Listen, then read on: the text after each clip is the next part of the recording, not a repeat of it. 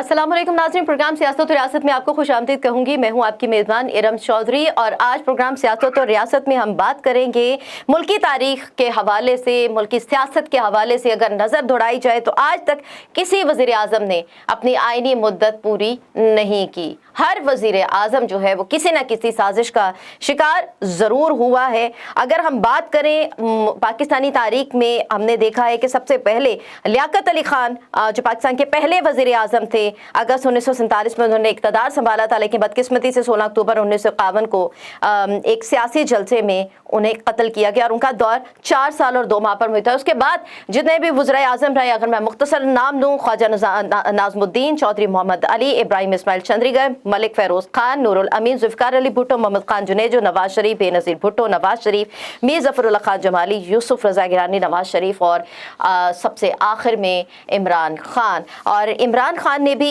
जिस तरीके से कहा है कि एक साजिश का शिकार हुए, तो हम जितने भी पाकिस्तानी सियासत में तारीख पे नज़र दौड़ाएं तो हर वज़ीर आज़म किसी न किसी सियासत के हवाले से किसी साजिश का शिकार ज़रूर हुआ है। और यही साजिश जो है वो अब से नहीं, बिल्कुल पाकिस्तानी सियासत से शुरू से जुड़ी आ रही है। तो क्या ये साजिशें जितनी भी होती रही हैं पाकिस्तानी सियासत में, वज़ीर आज़म के हवाले से उनकी तहकीकात हुई, आज तक किसी भी वज़ीर आज़म के हवाले से किसी साजिश को बेनकाब किया गया? आइंदा आने वाली जो भी हुकूमत रही वो साजिश को क्यों बेनकाब ना कर सके? और अब जो साबिक वज़ीर आज़म इमरान खान हैं, वो जाते जाते जो साजिशी ख़त था उसे स्पीकर ऑफिस के रिकॉर्ड का हिस्सा बना गए हैं। क्या इस ख़त के हवाले से भी कोई कार्रवाई हो सकेगी? इस साजिश को भी, जो साजिशी ख़त है, इसको भी बेनकाब किया जा सकेगा, या कि पाकिस्तानी जमहूरियत में ऐसे ही तसलसल रहेगा? हमने देखा है कि जितने भी वज़ीर आज़म रहे, हमने ज़ुल्फ़िकार अली भुट्टो को भी देखा, उन्हें भी फांसी दे दी गई, क्या उनके हवाले से तहकीकात हुई? लियाकत अली ख़ान गोली का निशाना बने, क्या उनके हवाले से तहकीकात हुई? नवाज शरीफ को 2 बार इक़्तिदार से हटाया गया, वो भी साजिश की नज़र ही हुए थे, क्या उनके हवाले से तहकीकात हुई? बेनज़ीर भुट्टो भी साजिश का शिकार हुई थी, क्या उनके हवाले से तहकीकात हुई? आने वाली जो भी हुकूमत होती है ये इस साजिश को क्यों फरामोश कर देती है और फिर दोबारा खुद भी किसी न किसी साजिश का शिकार हो जाती है? इसी पर आज हम बात करेंगे। अपने पैनल का आपसे तारुफ करवाते चलो। पाकिस्तान तहरीक इंसाफ से इंजीनियर इफ्तिखार चौधरी साहब मेरे साथ टेलीफोन लाइन पे मौजूद है। बहुत शुक्रिया इंजीनियर इफ्तिखार चौधरी साहब आपका। और मुस्लिम लीग नून से गौस मोहम्मद नियाजी साहब मेरे साथ मौजूद है। गौस मोहम्मद नियाजी साहब आपका भी बहुत शुक्रिया। इंजीनियर इफ्तिखार चौधरी साहब, साबिक वज़ीर आज़म इमरान खान जाते जाते साजिशी ख़त को रिकॉर्ड का हिस्सा तो बना गए हैं, इस पर मैं बाद में बात करूंगी, लेकिन पाकिस्तानी सियासत में तारीख में अगर नजर दौड़ाए, जितना मैंने अपने इब्तदाइये में बातें की हैं, लियाकत अली खान से लेके टिल नाउ, हर दौरे हुकूमत में हर वज़ीर आज़म, चाहे वो किसी भी पार्टी के, अवाम के वोटों से इक़्तिदार में आने के बाद किसी ना किसी साजिश की नजर होकर आईनी मुद्दत पूरी किए बगैर अपने घर वापस चला जाता है। इसकी क्या वजह है कि जो भी आने वाली हुकूमत होती है, आज तक जितनी भी साजिशें हुई हैं उनको बेनकाब ना किया जा सका? इंजीनियर इफ्तिखार चौधरी साहब। अस्सलाम वालेकुम जी। सबसे पहले तो शुक्रिया आपका, और आपने सच्ची बात है आज तो एंट्रो कमाल का किया और ज़बरदस्त बात की कि साजिशों का शिकार पाकिस्तान के वज़ीर आज़म। गर्चे हर एक का मामला मुख्तलिफ है, लेकिन इसमें जो 3 वज़ीर आज़म जैसे लियाकत अली ख़ान है, उसके बाद ज़ुल्फ़िकार अली भुट्टो है और तीसरे हैं इमरान खान, इन तीनों को तकरीबन एक जैसी साजिश ने पकड़ा, और एक को तो मसलन अदालती कत्ल भी हो, अदलिया भी इस बेरहम काम में शामिल रहेगी। और बाकी जिनकी आप बात कर रहे हैं, जिसमें बेनज़ीर भुट्टो है और ये नवाज शरीफ जिसका नाम ले रहे हैं, इनको शहीदों में शरीक न करें। ये चोर थे, डाकू और लुटेरे, मुल्क का माल लूट के खा गए। इनके घरों के पास कुछ होता नहीं था, ब्रांडेड रोड पे एक छोटी सी दुकान पे बैठे थे। ये लोहार थे जाती उम्र के, और वहां से आकर लोहा कूटते कूटते बाउंड्रियों के मालिक बने, और फिर जाके ये आमरों और डिक्टेटरों के जूते चाट चाट के इन्होंने हुकूमतें हासिल की। और इस बार भी उन्होंने अपनी तारीख दोहराई कि चेरी ब्लॉसम बन के इन्होंने बूट पॉलिश किए। उस फौज को गुजरांवाला में जिसको गालियां देते रहे, उस फौज के कंधे पे चढ़ के ये आए। मुझे कहने दीजिए, जुल्म हुआ है, इस अदलिया ने भी जुल्म किया है, और इंशाअल्लाह अल्लाह की अदालत में जो केस रखा गया है, इनसे पूछा जाएगा कि एक तरफ एक वजीर आजम जो आवाम का महबूब वजीर आजम है, मिलियंस लोगों के दिलों का शहजादा वजीर आजम है, वो कहता है कि खत आया। उन्होंने कहा जी खत को रखो परे, हमारा महबूब जो है हमने उसको लाना है। आप बात करो काउंटिंग की, खरीदे हुए लुटे 25-30 करोड़ रुपए तो इमरान खान है ऐसे ही कह दिया है। ये नोट इनके 100 करोड़ की बात करें, आप 73 करोड़ की बात करें, वो बड़े स्पीकर, वो बड़े मुंह वाला जनूबी पंजाब से, उसके बारे में तो कहते हैं 73 करोड़ का उसने लिए। लोगों को खरीद खरीद के बानमती का कुंभा जोड़ा, कहीं की ईंट कहीं का रोड़ा। अब मैं देखूंगा ये जूतों में दाल बटेगी, किसी की दाढ़ी किसी की मुट्ठी में होगी।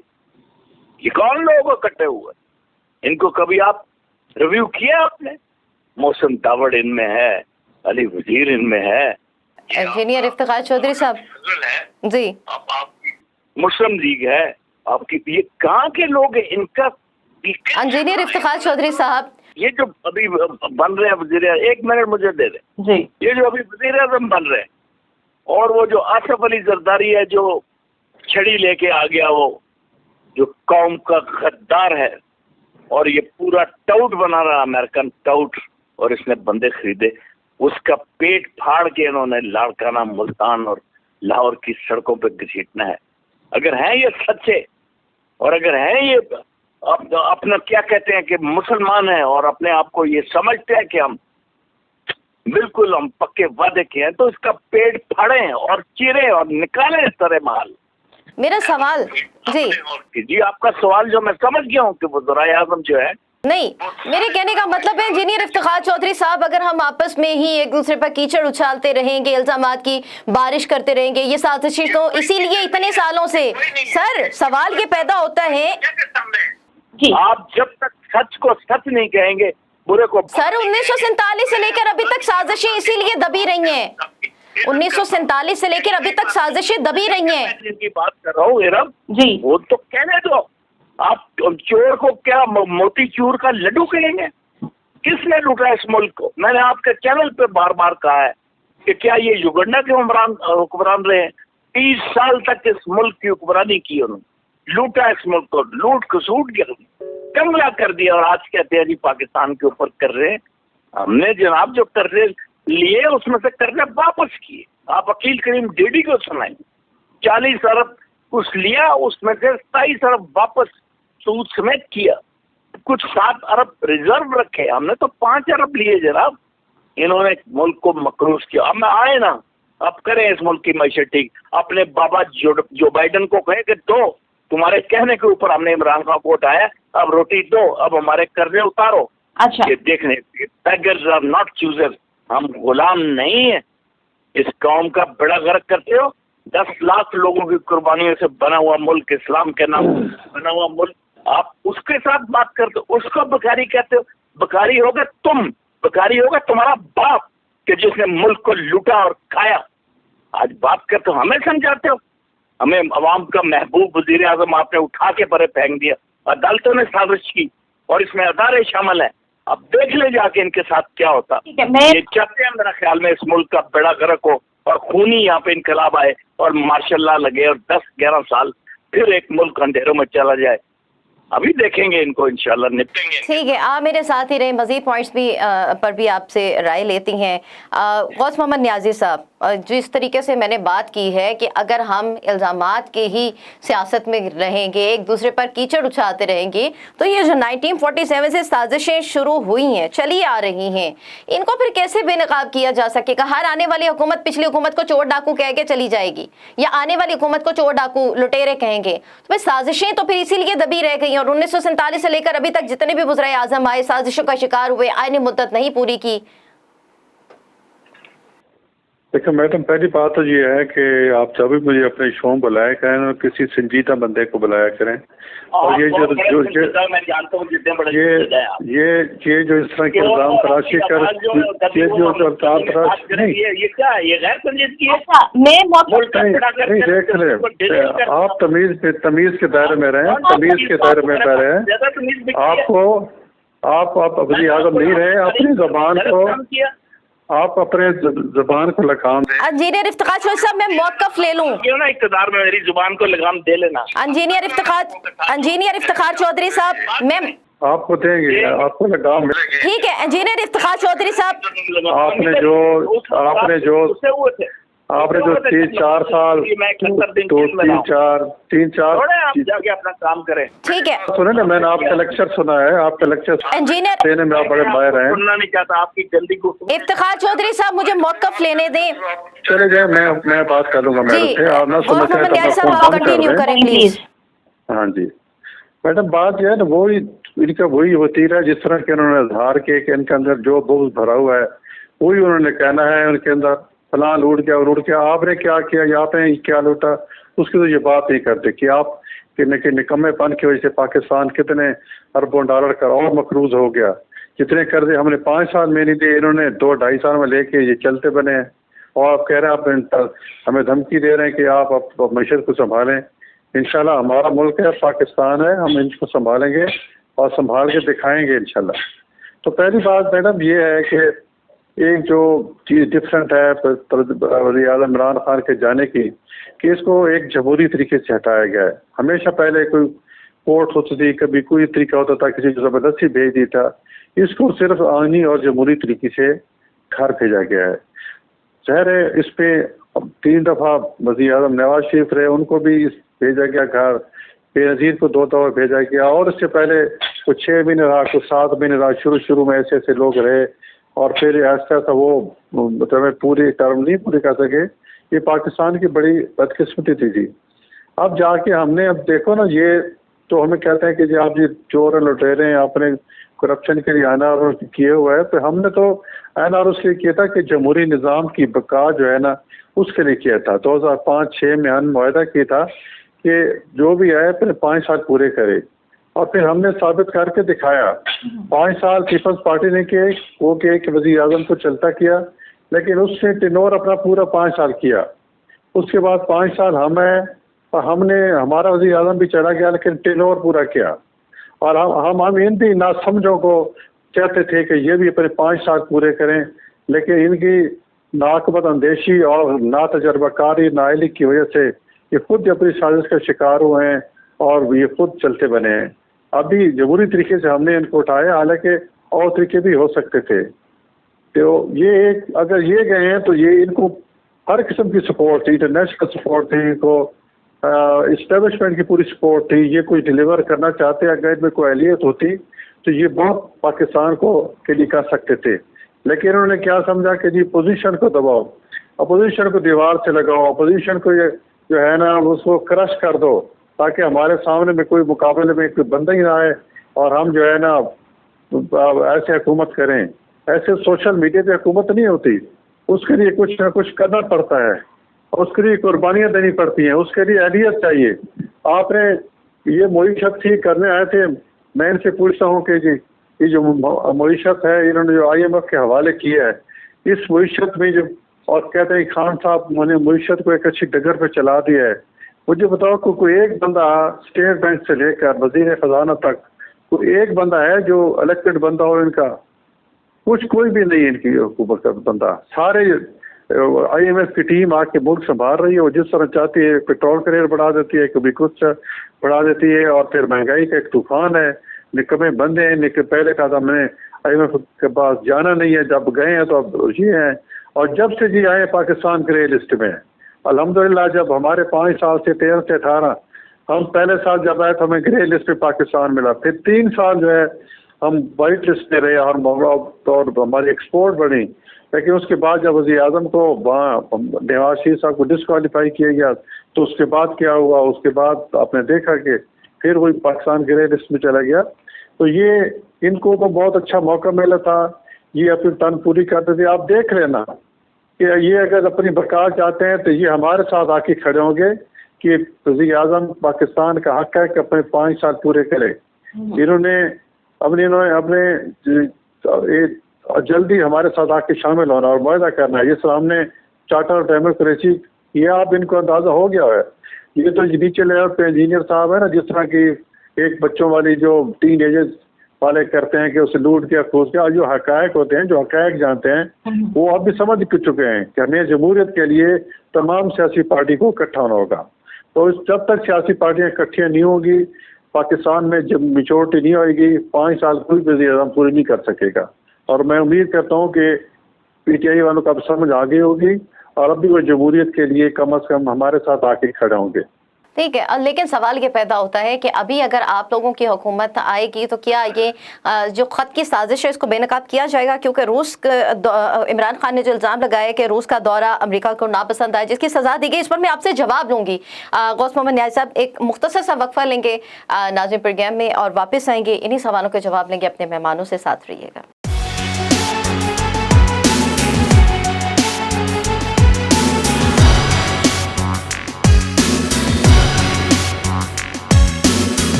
प्रोग्राम में आपको एक बार फिर से खुशामदीद कहेंगे और मेरे साथ मेहमान मौजूद हैं। मुस्लिम लीग नून से गौस मोहम्मद न्याज़ी साहब मौजूद हैं और सीनियर जर्नलिस्ट साबिर शाह मेरे साथ मौजूद हैं। साबिर शाह साहब, बहुत शुक्रिया आपके कीमती वक्त का, आप भी प्रोग्राम का हिस्सा बने। हम बात कर रहे हैं पाकिस्तानी सियासत में साजिशों के हवाले से। 75 साल तारीख अगर देखें, साबिर शाह साहब को 29 वज़ीर आज़म आए, मगर बदकिस्मती से कोई भी अपनी आइनी मुद्दत पूरी नहीं कर सका है। हर दौर में कोई ना कोई साजिश रचाएगी, मुंतखब वज़ीर आज़म कभी गोली का निशाना बने, कभी अदालती कत्ल हुआ, कभी खुद उनके अपनों ने उनको इक़्तिदार से हटाने की साजिश की, मगर आज तक कोई साजिश पकड़ी नहीं गई। आप क्या समझती हैं पाकिस्तानी तारीख में, जमहूरियत में ऐसा क्यों हुआ? वजूहात इसकी क्या हैं? देखिए इमरान खान समेत 22 वज़ीर आज़म आए हैं, उनसे अलावा कुछ निगरान रहे हैं 4-5। अच्छा, अब पहले वज़ीर आज़म से लियाकत अली खान जी, मार्च 1951 में रावलपिंडी कॉन्स्पिरेसी केस हुआ उनका हुकूमत का तख्ता उलटने के लिए। ये उस वक्त हुआ जब लियाकत अली खान ने रशिया जाने से इनकार कर दिया था और अमेरिका चले गए थे उसकी जगह। बहरहाल कम्युनिस्ट पार्टी ऑफ पाकिस्तान के जनरल सेक्रेटरी सैयद सजाद ज़हीर, मशहूर शायर फैज़ अहमद फैज़, बहुत ही बड़े जर्नलिस्ट भी रहे हैं, और general Akbar chief of the general staff Ayub Khan के वो थे, और काफ़ी सारे मिलिट्री ऑफिसर्स थे। ये पकड़े गए थे, इनके ट्रायल भी हुए, इन्हें सजाएं भी हुई, गद्दारी के इल्काबात भी दिए गए। लेकिन ये बात है मार्च 1951 की, और तो तकरीबन 6 माह बाद 16 अक्टूबर 1951 को रावलपिंडी में लियाकत अली खान को गोली मार दी जी।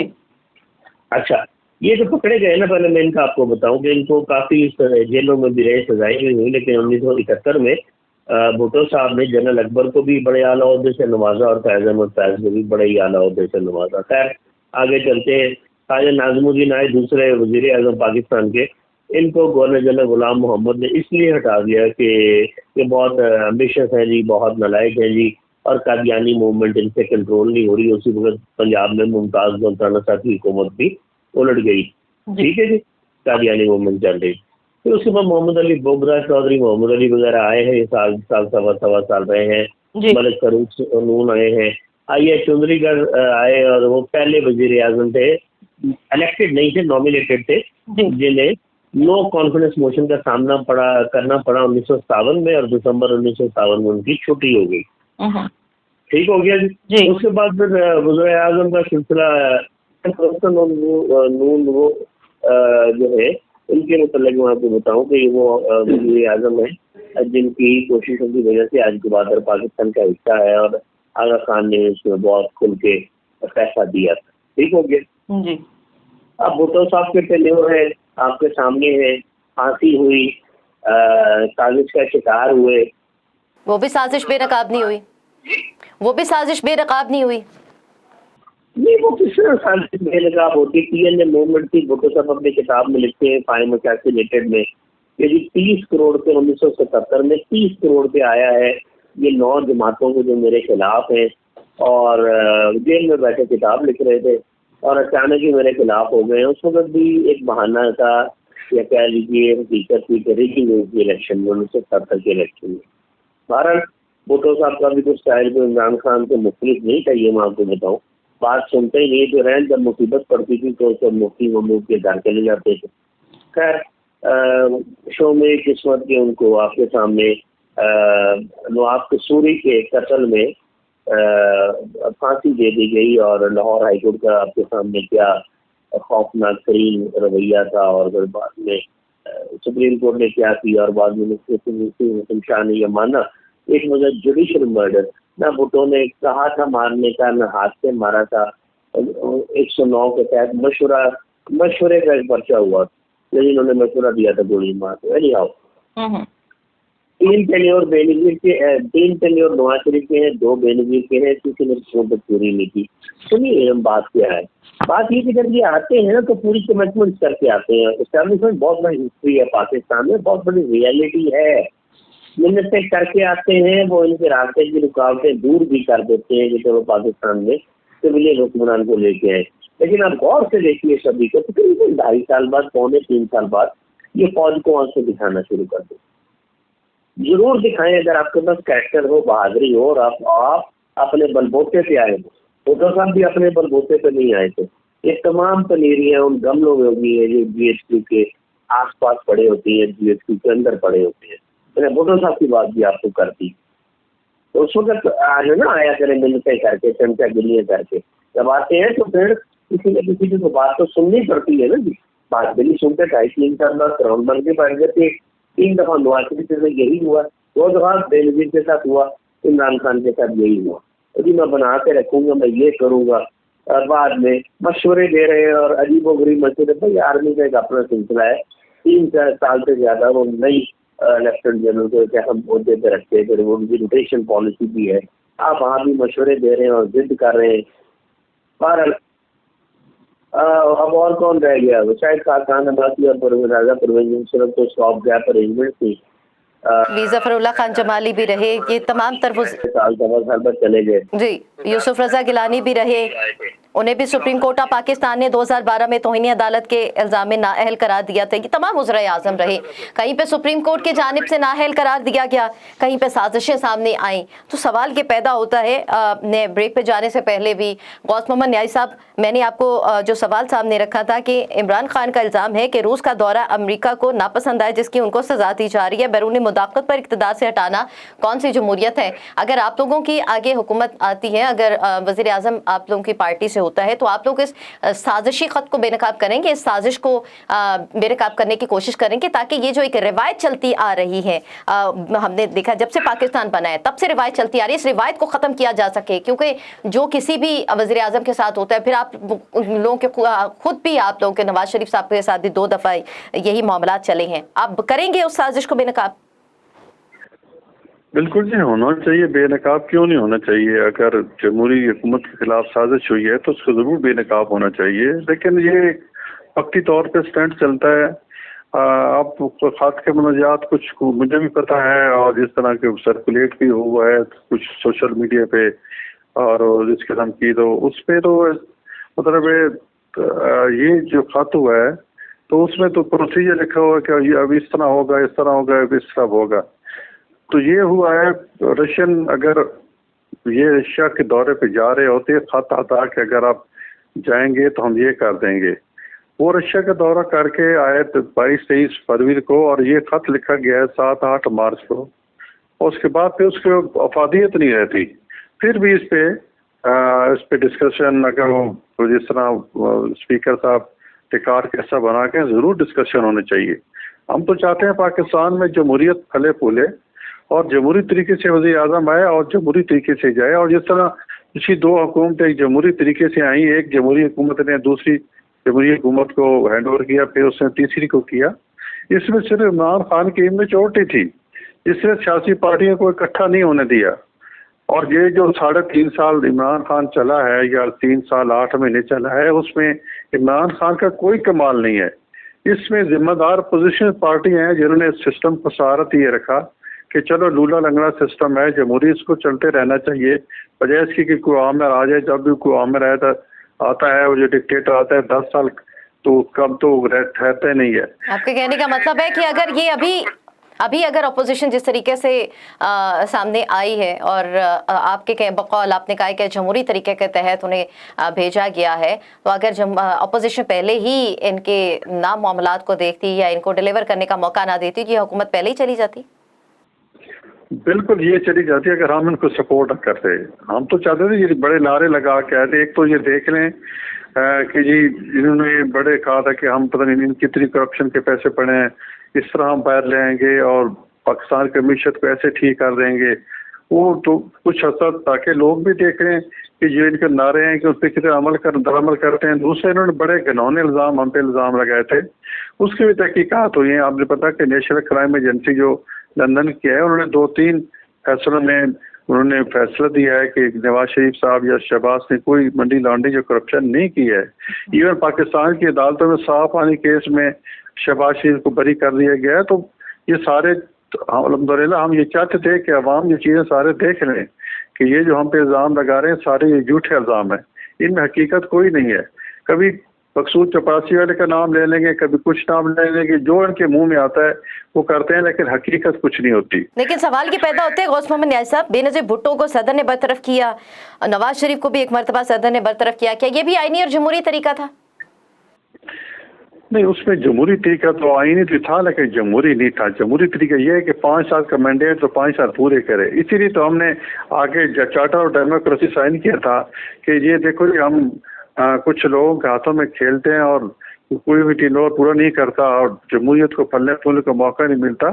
तो 2005-6 में हमने वायदा किया था और फिर हमने अगरचे बेनज़ीर सुनिया में नहीं रही, लेकिन 5 साल पीपल्स पार्टी ने पूरे किए, 5 साल हमने किए और हम इनको भी चाहते थे कि ये पूरा करें, लेकिन इन्होंने हमें हमेशा दीवार से लगाने की कोशिश की।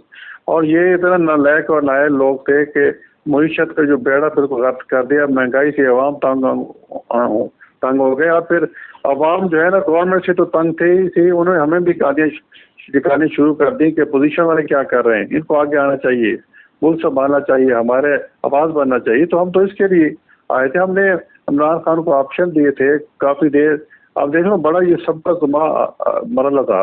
8 मार्च को शुरू हुआ और 10 अप्रैल को जाके ख़त्म हुआ। कभी दुनिया की तारीख में ऐसा भी हुआ है कि अदम मदमात की तारीख को इस तरह लटकाया जाए। बीच में वायलेशन भी की। 22 तक मार्च तक होना चाहिए था इजलास, है कि इन्होंने 22 की बजाय 25 को किया। 25 की बजाय फिर उस एक जो कोर्ट्स ने इनको सुप्रीम कोर्ट ने ऑर्डर दिया कि आप इस पे जो है अमल दरामद कराएं। फिर वहाँ कमिट करके कि हम वहाँ इसकी जो है ना वो गिनती कराएंगे, काउंटिंग कराएंगे। उसके बावजूद एक ऐसी चीज़ पे इन्होंने रूलिंग दी थी जो कि ये नहीं दे सकते थे, डिप्टी स्पीकर नहीं दे सकते थे। तो ये ऐसे ही मतलब मावराई बातें करते रहे अपने आप को बचाने के लिए, इक़्तिदार से चिपटने के लिए। जब इनको पता चल गया था कि हमारी हाउस में अक्सरियत नहीं है तो जमहूरी तरीका, अगर जमहूरी लोग थे तो फिर जमहूरी जो है तरीके से ही चले जाते। ये कहते हैं कि हमारे 13 और 17 अराकीन है, उन्होंने पैसे लिए या हमने पैसे दिए। भाई उनको तो वो तो इस्तेमाल ही नहीं हुए। वो तो दूसरी छोटी पार्टियां जो जिनकी मदद से हुकूमत बनाई थी वो आपकी पार्टी से तंग का हमारे साथ आ गई, तो हमने आपके खिलाफ बात कर दी है। तो हम तो सारा जमहूरी ये जो इल्ज़ाम लगाते हैं कि ये पैसे लगे थे, करोड़ इधर से आ गए थे, अरब आ गए, ये बिल्कुल कोई हकीकत नहीं है। अच्छा, ये बिल्कुल हमने जमहूरी तरीके से रहा। अब इनको ये सबक हासिल हो गया है। अब ये भी मेरे ख्याल में नेक्स्ट जमहूरी के तरीके देखो, जमहूरियत में जब चलती रहती है तो हर किसी को मौका मिलता है। अब ये भी उसी कंटेनर पे जिस पे जमहूरियत वाले भी हमारे साथ खड़े होंगे। आइंदा कोई ऐसी साजिश हुई है कामयाब नहीं होने देंगे इंशाल्लाह। आपने कहा कि साजिश कामयाब नहीं होगी। साबिर शाह साहब, हकीकी जमहूरियत कब आएगी, कब मैंडेट का एहतराम किया जाएगा? हुसूल इक़्तिदार आप क्या समझती हैं, क्या जमहूरियत है? मेरे ख्याल अभी बहुत टाइम लगी। देखें चोर डाकू जो है एक दूसरे पे इल्जाम लगा रहे हैं, सारे चोर डाकू, और हम मीडिया में बैठ गए इन चोरों डाकुओं को ग्लोरीफाई कर रहे हैं। एंकर उनके साथ मिले हुए, अदालतों में इनकी सेव है। फौज को भी यही चोर डाकू नजर आते हैं, हर पार्टी में इनको ले आते हैं 34 दफा। तो मेरे ख्याल है तो पैसा भी इनके पास बहुत है। 300-400 अरब रुपया लूटा हुआ है इन्होंने। तो इतने पैसे जब आपके पास हों तो मेरा ख्याल है कि अवाम भी इन्होंने पता नहीं क्या किया हुआ है। अवाम भी साथ मिली हुई है, वो मोहल्लों में लड़ाइयाँ हो रही हैं इनकी वजह से। ये लैंड क्रूजरों में फिरते हैं और वो अवाम के पास खाने को रोटी नहीं है, फिर भी वो क्यों ना चक्कर चलाया हुआ। तो पाकिस्तान की बदकिस्मती मैं क्या कह सकता हूँ। जमहूरियत यहाँ कहाँ आएगी? अब ये इन्होंने मुबैना तौर पर फौज से साजबाज की है। अब ये जब ये आएंगे तो उसके बाद में तो पीटीआई पे एग्जाम लगेगा जी, ये भी जैसे GHC का ये चलता रहेगा सिलसिला। मैं यकीन कीजिए आप, मैं आपसे बात करने लगा हूँ कि फौज की अदवार को मैंने स्टडी किया है। अयूब खान के दौर में, जनरल मुशर्रफ के दौर में जो मर्जी आप गालियाँ निकालें, इतनी एड आई है पाकिस्तान को, हम तो एड में चलते हैं। बेतहाशा कर्जे आए हैं IMF वगैरह से, और दोनों अदवार से पूछ के देखें कि एग्रीकल्चर की तरक्की और डैम और सड़कों का काम अयूब खान के दौर में शुरू हुआ। जितने मर्जी बुरे आदमी थे, जनरल मुशर्रफ बड़े जालिम आदमी होंगे, लेकिन 2003, 4, 5 और 6 में इकोनॉमी की हालत बहुत अच्छी। तो 2008 में इंटरनेशनल सेशन आया तो बड़ा गर्क हुआ। अभी जनरल मुशर्रफ का कारनामा है, जनरल अयूब का कारनामा, ये तो मैं नहीं जानता, लेकिन क्रेडिट तो नहीं को जाएगा। हकीकत को झुकलाया नहीं जा सकता। आप फैब्रिकेट तो कर सकते हैं हिस्ट्री को, लेकिन झुकला नहीं कर सकते, तो झुकलाएंगे आप। तो हमारे यहाँ तो जिनको हम गालियाँ देते हैं आर्मी हुक्मरान, वो भी बहुत बेहतर रहे हैं। अब जमहूरियत कब आएगी? लेकिन यहाँ तो 50% के करीब लोग वोट करते हैं। और मैं अक्सर कहता हूँ प्रोग्राम से कि you should introduce a provision called NOTA, which mean none of the above. ये खाना रखे आप बैलेट बॉक्सेस में, बैलेट पेपर्स में, तो लोगों को मौका दें कि उसमें मोहम्मद भूटा भी चोर है, मोहम्मद सिद्दीक भी चोर है, नन ऑफ द अबव। मैं किसी को वोट नहीं देता, उस पर ठप्पा लगाए। अब होगा कि आप कभी करके देखिएगा, एक सबसे ज्यादा वोट होंगे नोटा के, नन ऑफ द अबव, और ये 2 इलेक्शन खराब होंगे। साइकिल लेके 2-3 इलेक्शन, आपको इनकी औकात पता लगे, अगर बातों से समझ नहीं आती तो ये इस तरह के काम आपको करने पड़ेंगे। इलेक्टोरल रिफॉर्म ईमानदारी से। इंडिया में देखिए 92 करोड़ के करीब एलिजिबल वोटर्स हैं, 67% के करीब वोट डालते हैं हमने, 67%। और कितना बड़ा है इंडिया, आपसे 7-8 गुना बड़ा है, पॉपुलेशन भी 7-8 गुना ज्यादा है। और बहुत ही कम ऑप्शन में इक्का दुक्का वाक़े होंगे रिगिंग के या ये धांधली के। बेहतरीन इलेक्शन वो करवाते हैं अपने सिस्टम के अंदर, और दुनिया की सबसे बड़ी जमहूरियत फैलाने के हकदार है। और कभी उनसे सिस्टम समझ के देखें, इलेक्ट्रॉनिक वोटिंग मशीन भी उन्होंने तेजी में इंट्रोड्यूस करवाई, वहाँ भी लोग बड़े खिलाफ थे इसके EVMs के। लोग उठा के भी ले जाते थे गाँवों में EVM, इलेक्ट्रॉनिक वोटिंग मशीन। किस तरह से ये मैनेज करते थे? इलेक्शन कमीशन को कितने देते थे इख्तियारात? अब एक इलेक्शन कमीशन में इंडिया में मुसलमान थे, कुरैशी साहब, उनके पास इतने इख्तियारात थे कि वो चीफ सेक्रेटरी को देते हैं, SSP को देते हैं, SP को देते हैं। जो गड़बड़ करता था मौके पे उसको सस्पेंड करके OSD बना देते और एक्शन लेते थे, प्यूनिटिव एक्शन लेते थे, और विद अटर डिस्डेन, और किसी का लिहाज नहीं करते थे। हुआ ये कि आपके सामने कितनी करप्शन है इंडिया में, कितनी बुराइयां हैं, लेकिन 91 करोड़ 20 लाख के करीब वहाँ वोटर रजिस्टर्ड है। जैसे मैंने कहा 67% के करीब वोट डालते हैं। और अगर आपने कभी सुना हो कि सोनिया गांधी सड़कों पे आ गई हो मोदी के खिलाफ, या मोदी सड़कों पे आ गए हो सोनिया गांधी के खिलाफ, तो मुझे बताइएगा तब इल्जाम ऐसे लगेंगे रिगिंग के। They accept the election result because the elections are relatively fair. आपके यहाँ तो काउंसिल का इलेक्शन ठीक नहीं होता। एक भी बात, जितने भी मामला होते हैं, जितने भी लॉज हैं, वो सारे फ्लाउट किए होते हैं तमाम कैंडिडेट्स में। पैसे भी चल रहे होते हैं, खबरें भी आ रही होती हैं, वीडियोज भी आती है। इलेक्शन कमीशन को तो ऐसा आपने क्या कराना है इलेक्शन सही, जैसे यहाँ कैसे जमहूरियत आनी है। ये तमाम तर मामलात हैं जो पाकिस्तानी सियासत में रहे हैं, और पाकिस्तानी सियासत में अब ये देखना है कि किस तरीके से हम अपनी जमहूरियत को जो है बेहतर अंदाज में आके लेकर चल सकते हैं। गौस मोहम्मद नियाज़ साहब ने कहा है कि हाँ, अगर इनकी हुकूमत आती है, अभी बाकी का टेन्योर पूरा करती है मुस्लिम लीग नून, तो इस साजिश को बेनकाब करने की कोशिश की जाएगी। क्योंकि अगर हम आपस में ही इल्ज़ामात की सियासत में उलझे रहेंगे, अपने ही मामलात को बेहतर नहीं करेंगे और क्लैरिटी नहीं लेकर आएंगे, साफ और शफाफियत की हम बात तो करते हैं, लेकिन वह शफाफियत आ नहीं पाती। हमारी सियासी जमातों के दरमियान में, हमारे आपस में ताल्लुकात में, हमारे इदारों के मामलात में ये तमाम तरह मामलात बेहतर नहीं हो पाते। और सबसे बढ़कर बात कि जो बैरूनी अनासर है, बैरूनी साजिशें हैं, ये पाकिस्तान बनने से लेकर अब तक इसका शिकार पाकिस्तान होता रहा है। ये किस तरीके से इस चुंगल से निकलेगा, इन साजिशों के चुंगल से निकलेगा, कौन बेनकाब करेगा, आइंदा आने वाला वक्त ही बता सकेगा। बहुत शुक्रिया गौस मोहम्मद नियाज़ी साहब और साबिर शाह साहब मेरे साथ टेलीफोन लाइन पे मौजूद है। प्रोग्राम सियासत रियासत का वक्त खत्म हुआ, चाहते अपनी मेजबान इरम चौधरी को इजाजत दीजिए। अपने ख्याल रखिएगा। अल्लाह हाफिज।